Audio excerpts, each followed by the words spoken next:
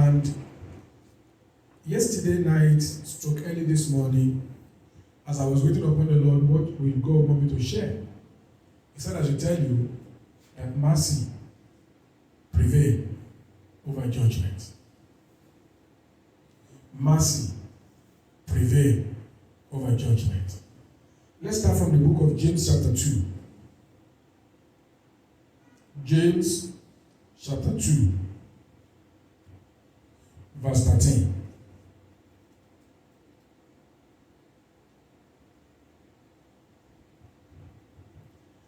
The Holy Ghost was speaking here.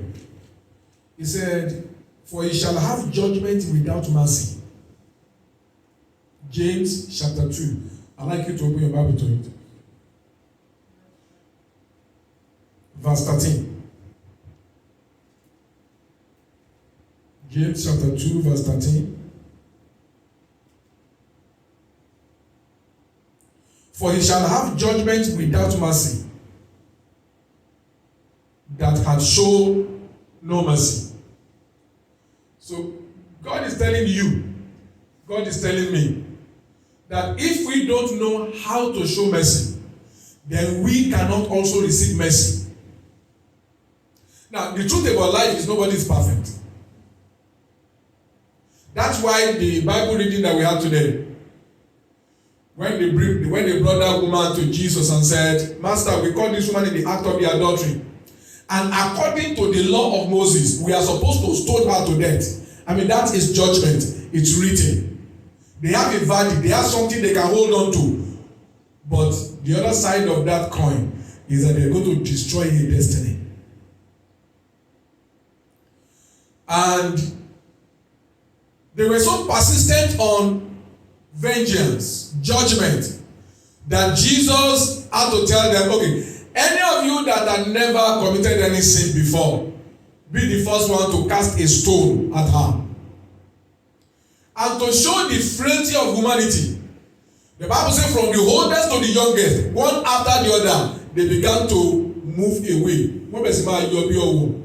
They began to move away. Why? Because nobody is perfect. Life is such that we grow. When you give birth to a baby, when the baby is in the womb, nobody bothers. But as soon as the child becomes born, then that child begins to grow. That child will begin to have tendencies to make mistakes. When the child wants to first of all start sitting down, the bum will not be okay on the floor, and then the child will begin to fall sideways. And after the child now masters how to sit properly, the next thing is for the child to begin to learn how to crawl. And when the child begins to learn how to crawl, I can imagine, and I remember very well my own children, they will fall down. Many a time their nose will be bruised, and then my wife will take care of the nose and all that stuff, and then they have to continue again. And after that, the next thing is that they are going to have to stand. That standing, then they first of all be holding table, and then they will stand, and then you see them fall, boa, and then they will stand again. And after that, they start taking one step after the other. It is then you see a lot of falling. Because as the child wants to keep moving, he keeps falling, and he keeps standing up to go, and he keeps falling, and he keeps standing up to go. Now, until after a while, the child begins to walk perfectly. That's to let you know that none of us is born perfect.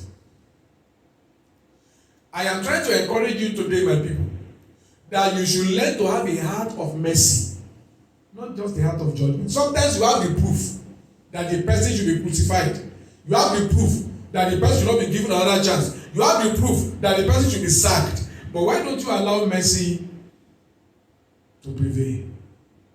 There's something in that person that must not be allowed to rot. There's something about that person that nobody may have seen yet. There's a future about that person that nobody may have seen yet.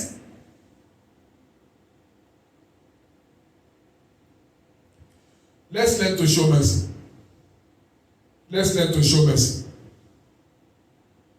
I'll read again that chapter 2 of James, verse 13. "For he shall have judgment without mercy, that have shown no mercy, and mercy rejoice against judgment. So when we look at it from left, right, and center, mercy rejoices against judgment. Mercy rejoices against judgment. The throne of God that we gain access into by the blood of Jesus. I taught us that last week. Redemption from sin and poverty. You can go check it online. Go to my YouTube channel. That throne is a throne that you go to obtain mercy. Look at it. Let's quickly go to Hebrews chapter 4. Hebrews chapter 4, verse 16. Hebrews 4:16. Look at what the Holy Ghost said concerning the throne. Let us therefore come boldly to the throne of grace. Hebrews chapter 4, verse 16. Let us therefore come boldly to the throne of grace. When we come to the throne of grace, what are we supposed to expect? That we may obtain mercy. So when you go before the throne of grace, look at me. God is not interested in judging you based on the law. God is always looking out for how to show mercy. That's why the Bible says, come to the throne of grace to obtain mercy. And as a child of God, you should be as your heavenly Father. Learn to allow people to enjoy mercy. Even if they have become disqualified based on what they have done, just show mercy on them.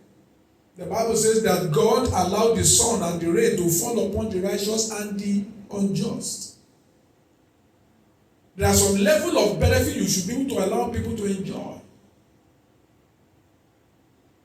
There are some level of benefit that does not come to everybody, but you should learn to just let judgment go. Have mercy on people. I remember one time I was speaking with my wife about a particular man of God. The man has done what is wrong and all that. And my wife was like, no, it should be blah, blah, blah. I said, listen. And I began to just, shift our focus from judging the man of God. Why are you saying this? I said, because when they brought that woman to Jesus, he was not too quick to condemn her. Jesus was quick to look for escape route that will give the woman another chance. Listen, people will offend us.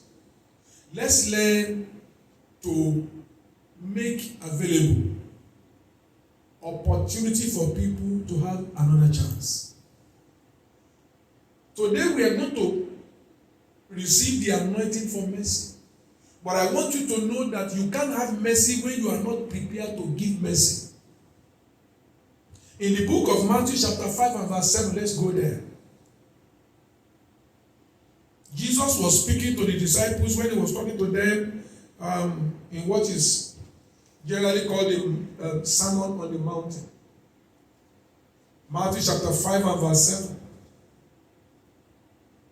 Jesus was speaking to the disciples and he's speaking to you and I. He said, blessed are the merciful. If you choose to show mercy to people, if you choose to be merciful, the Bible says you are blessed. He said, because they shall obtain mercy. Give and it shall be given unto you. Whatever you want to receive from men, Jesus said, whatsoever you want men to do unto you, do you also unto other people. If you don't do to other people what you're expecting to receive, you are just wasting your time.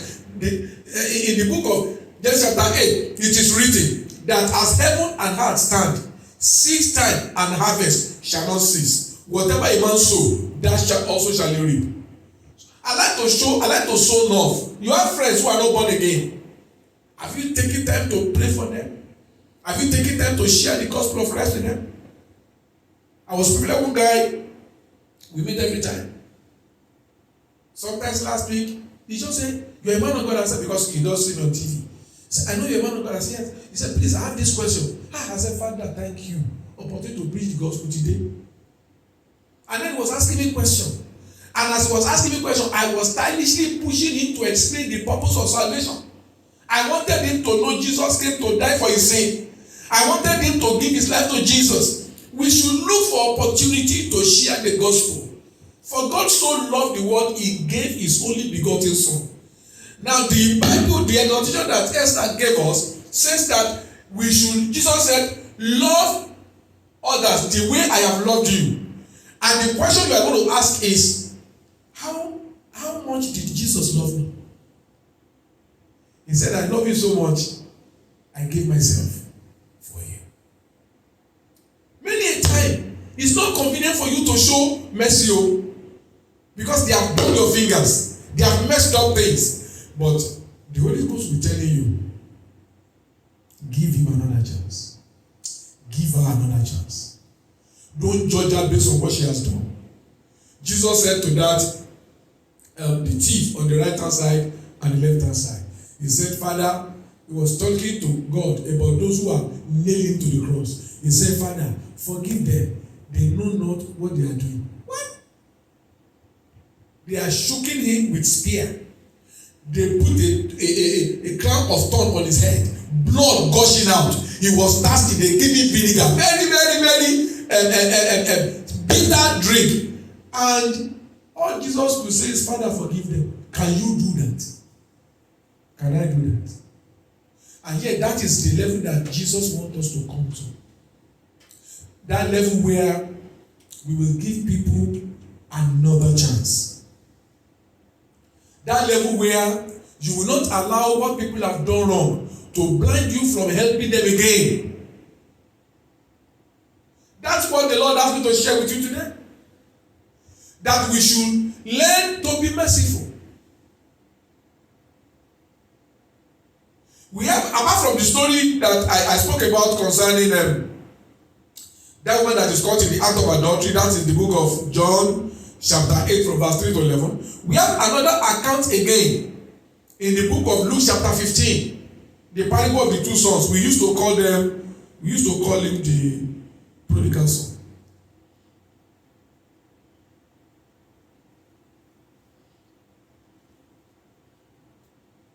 We have the story of that younger boy.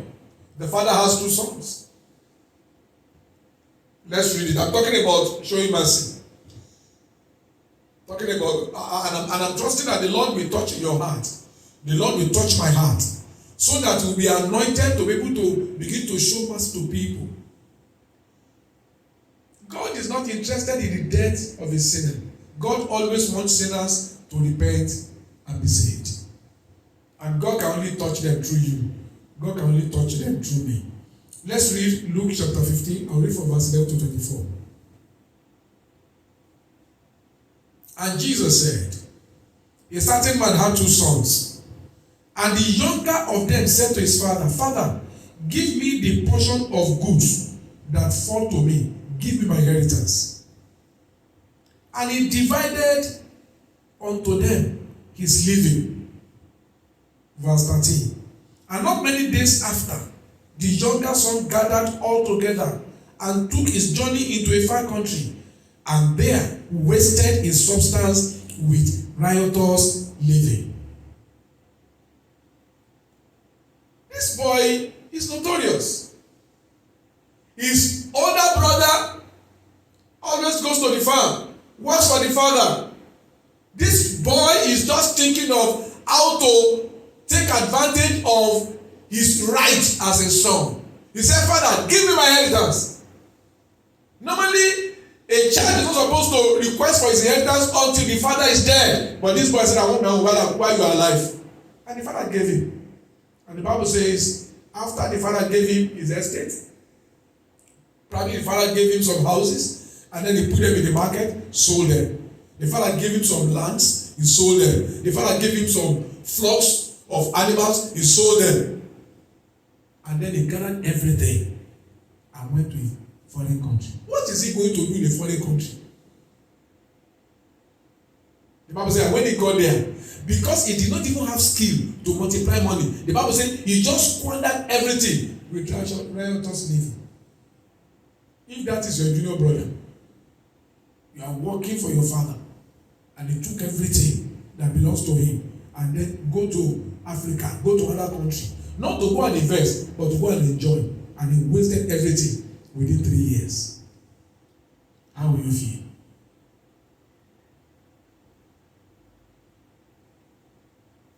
Verse 14. And when they had spent all, there arose a mighty famine in that land, and it began to be in want. The famine waited for him to waste his money first. That famine was God's judgment. Verse 15. And he went and joined himself to a citizen of that country, and he sent him into the field to feed swine. You know what's called swine? Pigs. The son of a rich person, out of frustration, now went to become a laborer in pig farm. He was now feeding the pig. Was feeding the pig. That's not the worst though. Let's go. Let's continue. Verse 16. And he will faint and fill his belly with the food that the swine did eat, and no man gave it unto him. Can you imagine? He wanted to start eating the food that pigs eat.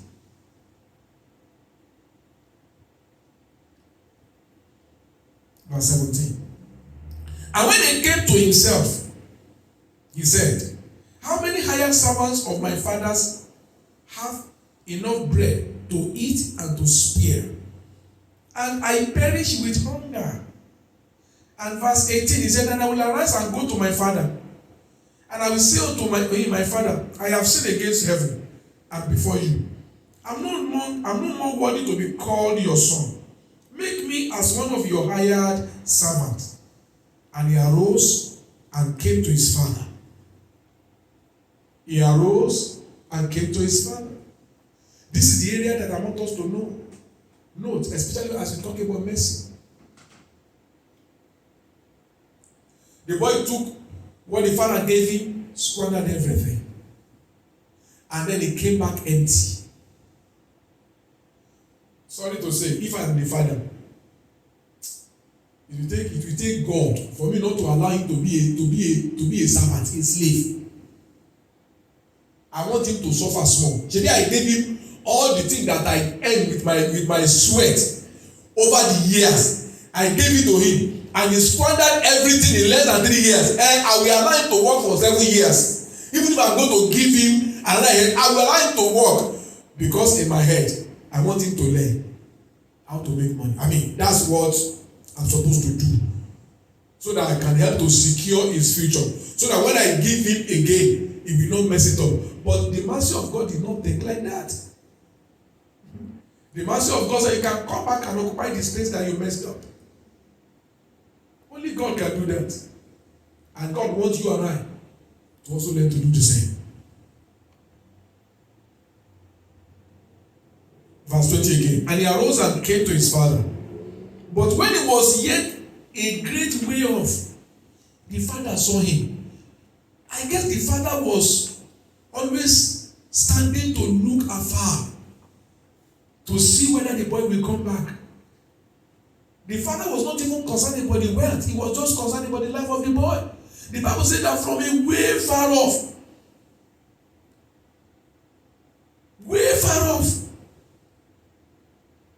the father saw him and had compassion. The father ran and fell on his neck and kissed him. Compassion. Mercy. I know it's not going to be easy humanly speaking. That's why we are going to be anointed today with the anointing to be able to show mercy. Because some people will die if you don't show mercy. If you say, I want to train them, I want to teach them sense, they may die without learning anything. That man may backslide. That lady may go wayward. Mercy.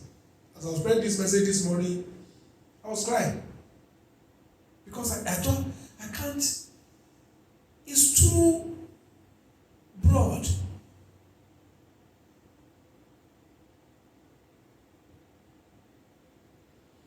Verse 21. And the son said unto his father, Father, I know I have sinned against heaven and in your sight. I am no more worthy to be called your son.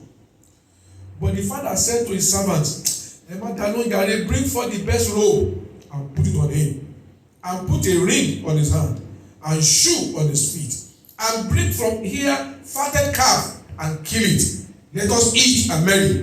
Why? For this my son was dead, and now is alive again. He was lost, and is found, and they began to be merry. Mercy. That's how God wants us to give people second chance. Now, this is what you must not overlook. The boy repented, came back to his father. You cannot be looking for people to show them mercy when they are not repentant. Do you get my point now? If for God to even show you mercy, you have to repent. Look at what Jesus told that woman now. Jesus said to her, I do not condemn you, but go and stop living that kind of life. People that are not ready to repent, that are not ready to adjust their life, they are not worthy of mercy. But there are some people, many people that will come around us. They have learned their lesson. They have been praying to God that God should give them another chance. There may be servants of God that has messed up, where they are, and God decided to bring them to our church. And after a while, you start hearing the news about their former life. Don't look at them with their past life. If they have repented, just give them the benefit of the doubt. It may be someone that has been a prostitute before and now is born again. He said, no, it's a lie. Don't say that. You are not God. Give them the benefit of the doubt. By their fruit you will know them. When I gave my life to Christ in school, because of the way I was living, I was a very religious person. It could take only Jesus Christ to save me. Because I go to church 7 days a week without being born again. In the fellowship, I was always there and I was not born again. When I gave my life to Christ, the people in the fellowship did not believe. The sisters are running away from me. Is lying. It took only one sister to believe in me. Just one sister. She's the only one that just say, brother, how are you doing today? Now, did you read your Bible? Did you pray? So when I saw that she was warm towards me, then I began to go to her with the challenges I was having. Because I had girlfriend. And I told the girlfriend, I'm born again. Go your way. She will not go. And I wanted to be free. So I told this sister, this person in the fellowship, the sister is in the fellowship. She's in the fellowship. The same fellowship where we are praying. And I said, I don't want to do girlfriend again. She's not. She said, don't worry, no son. What we're going to do is we're going to pray together. We're going to agree in prayer. We're going to agree that whenever you are at home, she will not come. Whenever she's going to come, you will have gone out either for lecture or to the library or to. And we prayed that prayer very simply, and God answered that prayer for me. So let's learn. That sister must have seen something beyond what every other person saw. I can't blame them. If you know me that time, you will know that I don't think Rosan's salvation is genuine. But this sister could see through.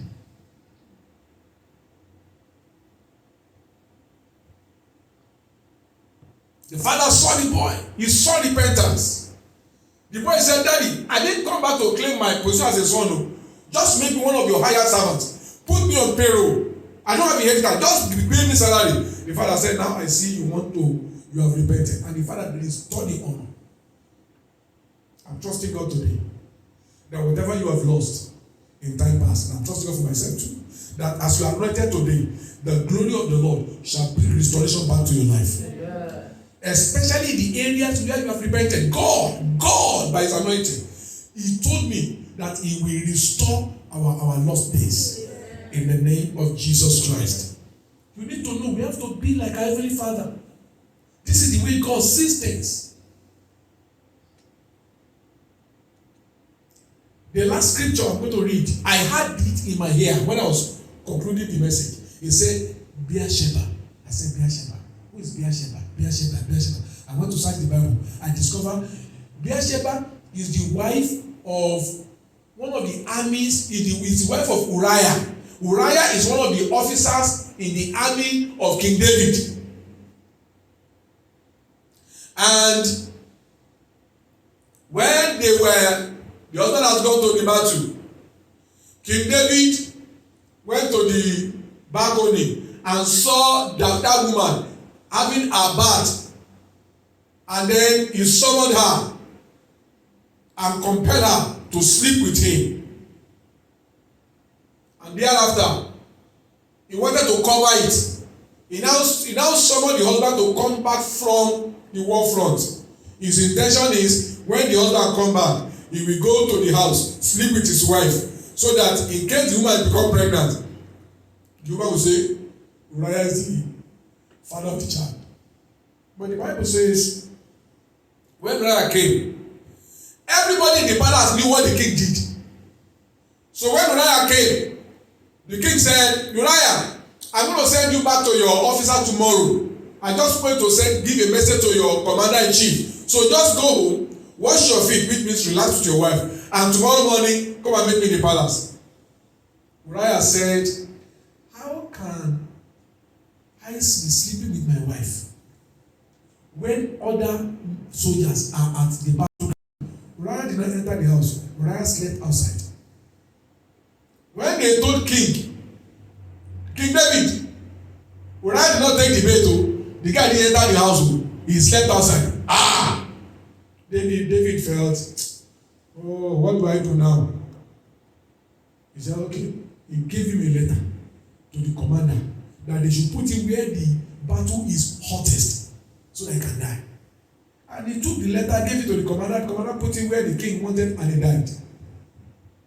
I'm giving that story so that you can have an insight as to what I'm going to say. And true to it, Bathsheba became pregnant.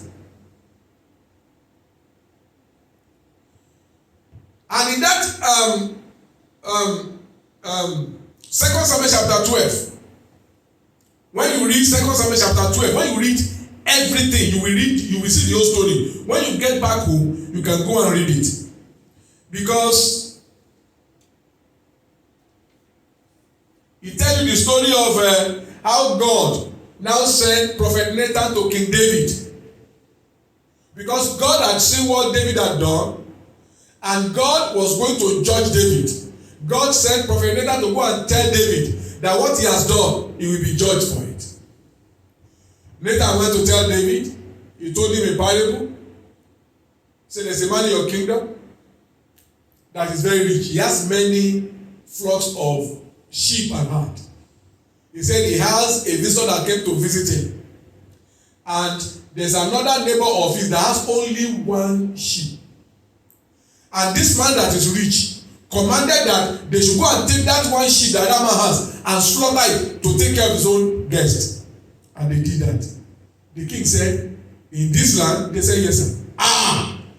That man must be killed. He must die. He's very wicked.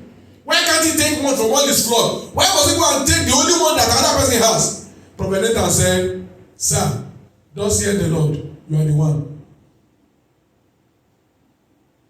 You have many wives. You have the right to marry anyone in this land. Why should you go and take the only wife of your faithful soldier? And God said, because of that, war will not cease in his house. A lot of curses came up. And I am thinking, maybe you are more righteous than me. I am thinking that God should have nothing to do with Bathsheba.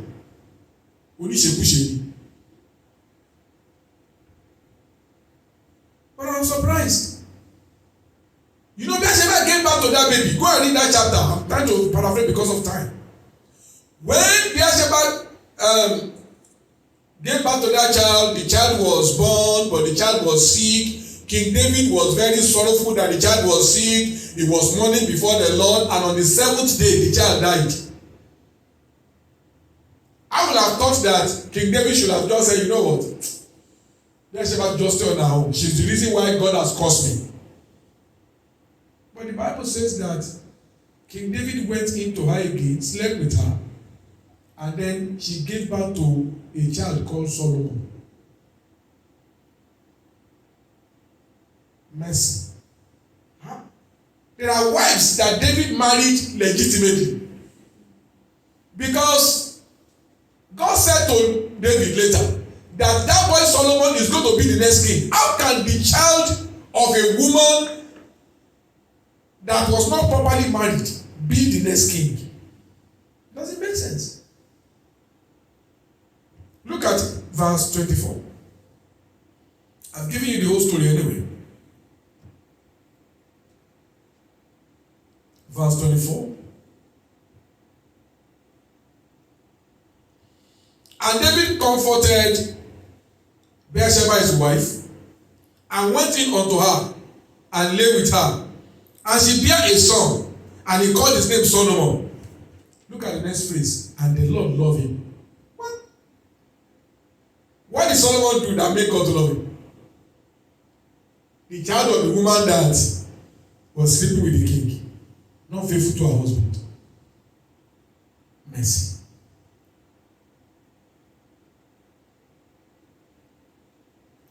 Let's read 1 Kings chapter 1. 1 Kings chapter 1 now. I'm about to conclude. 1 Kings chapter 1. Let's read from verse 28 to verse 31. 1 Kings chapter 1, verses 28 to verse 31.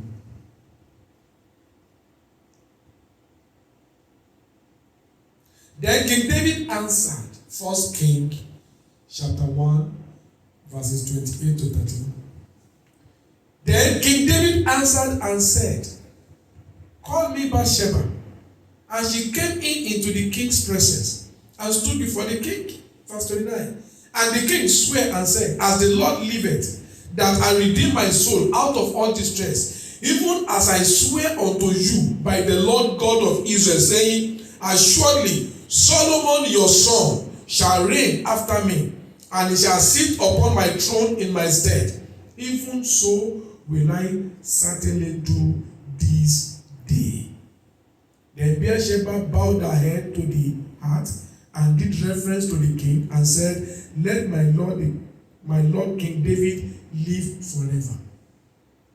The child that we can say was born out of wedlock.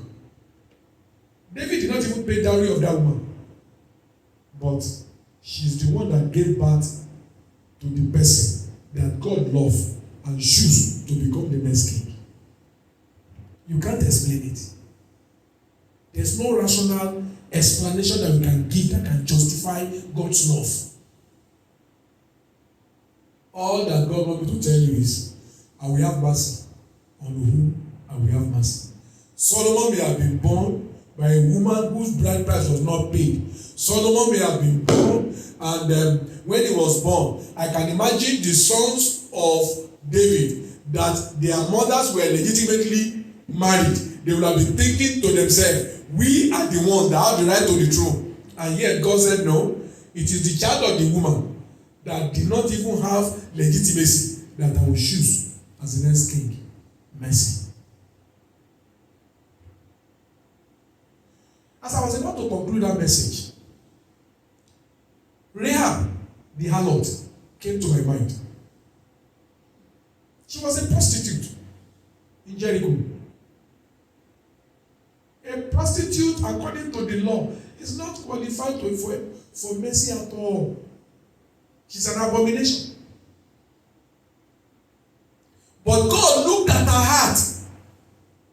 We don't know whether she doesn't have paper. That's why she could not do legitimate work. Maybe her parents, maybe her mom is also a prostitute, so she learned it from her mother. We don't know. But somewhere in her heart, she referenced the God of Israel Because when the spy went to Jericho, she hid them when the soldiers wanted to arrest them. And she said to them, the heart of everyone in Jericho, their heart has failed them. Fear has captured everybody. He said, because we know that God is with you and that He has given you this land. A prostitute. And when God was going to destroy Jericho, the Bible said that the wall of Jericho crumbled and was swallowed by the ground. But look at me. Only the room of that harlot was on the wall. Only that part of the wall where the room of that lady is, only that part of the wall did not fall down. And they told her that make sure all your family members are inside that room and tie this red scarf on your window. So when we are destroying everybody, we will not touch you.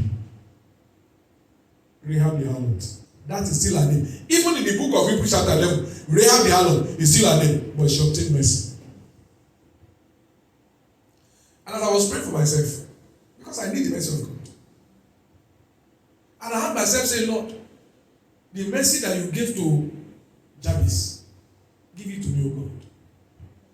Because Jabez had potential, but it does not have commensurate result. When you go to read 1 Chronicles chapter 4, verse 9 and 10, you will see there. Jabez was more honorable than all his brethren. But because of bad cause, his mother called him Jabez because he was born out of sorrow.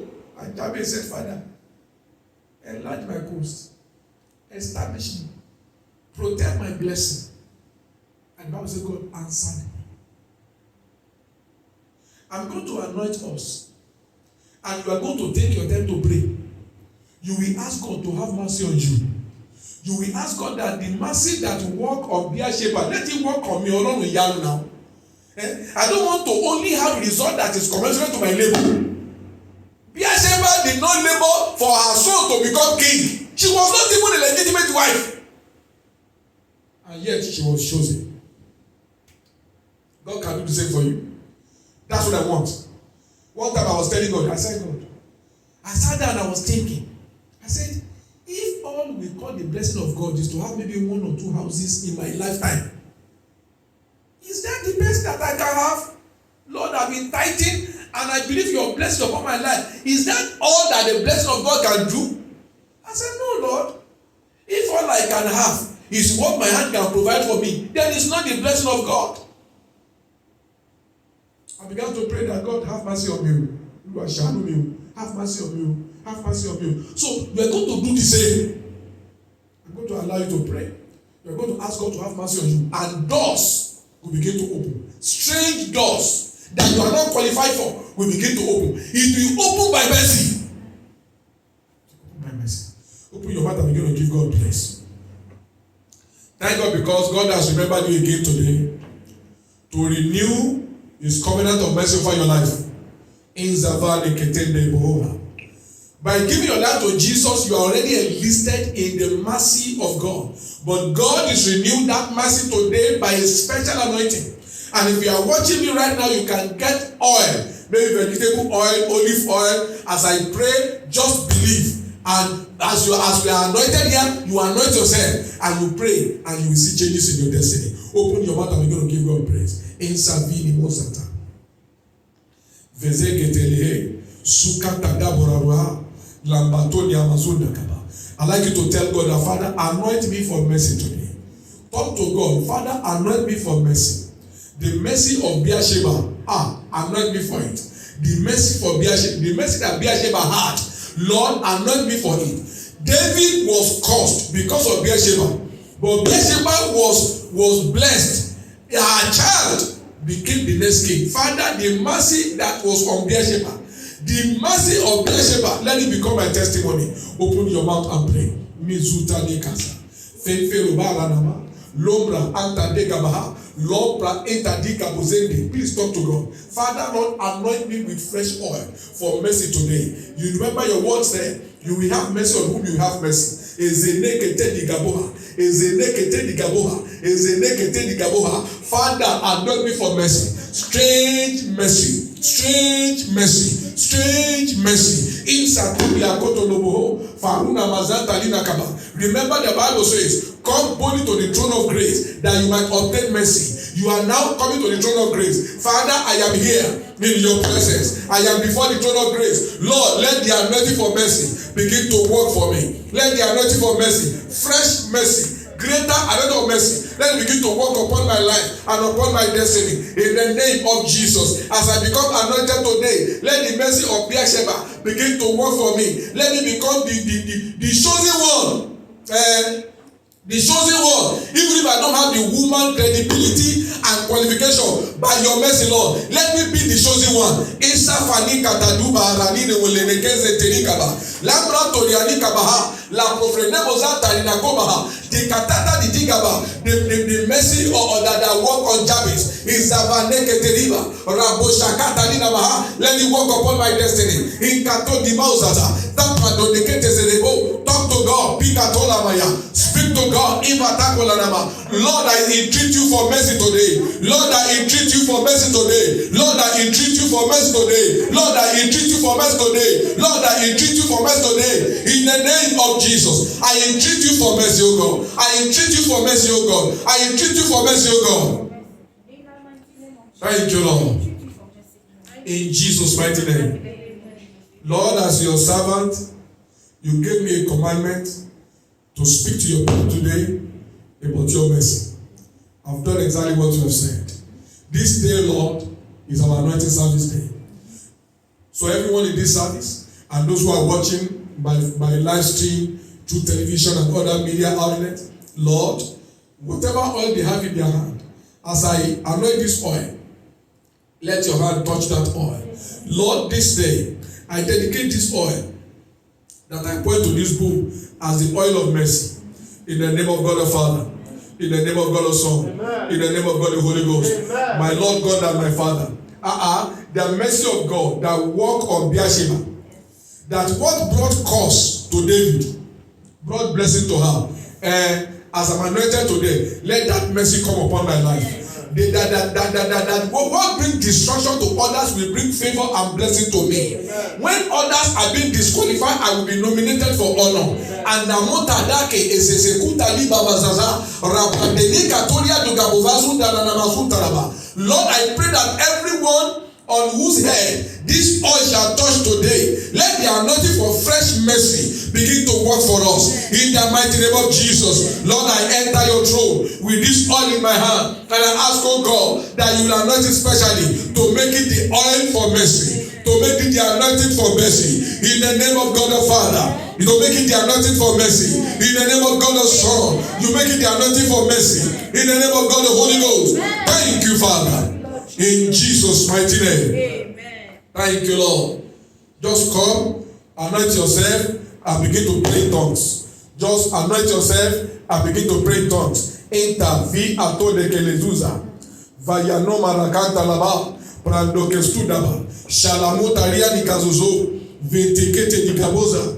Vinima arabahoza tuha. Shankatodiba. Shankatodiba. Shankatodiba. Shankatodiba. Shankatodiba. Shankatodiba, Shankatodiba, Shankatodiba, Shankatodiba, Shankatodiba, Inkatodiba uzada, Leleko barunamaya, Faraburando gatulaba. Remember, Lord, you said, I will have mercy. Oluma will have mercy. And I will have compassion. Oluma will have compassion. You spoke to my heart that this day you want to show mercy to me and your people. We have anointed ourselves. Let the anointing for mercy begin to speak. When judgment is standing against us, let mercy triumph. Let mercy prevail. In Tabakota, let Pradonamosa, Ezekete Rubaha, Shatadukabu, Olikababa Zata, Etikababo, Erikatanda Gaba, Aligatori Aligaba, Ishata Linaka, Alakatunda Gaba, Medukabovosu. Let every tongue and every voice that is speaking condemnation, that is speaking judgment against our destiny, and let them be silenced by your power, and let their voice voice that will speak for our mercy. Let them be empowered to speak out loud. That's what you did for Solomon, Father. You silenced the tongue of those who are speaking against his ascension, and you empower the voice of those who speak to his favor. Let the same be the testimony of your people, me and your people, in the name of Jesus. Me and your people, in the name of Jesus. Me and your people, in the name of Jesus. So shall it be. It is done. In Jesus' mighty name. I'd like you to begin to rejoice. A new season of life and testimony is beginning. In the name of the Lord Jesus. Sit down. Where you have never experienced testimony before, you begin to have them now. God begin to nominate you and make men that can empower you and help your glory. They will begin to remember you. Men that have made up their mind to run you down, God will shut them up. And those that that have the capability to promote you, God will empower them. In the name of Jesus. So shall it be. In Jesus' mighty name. Let's now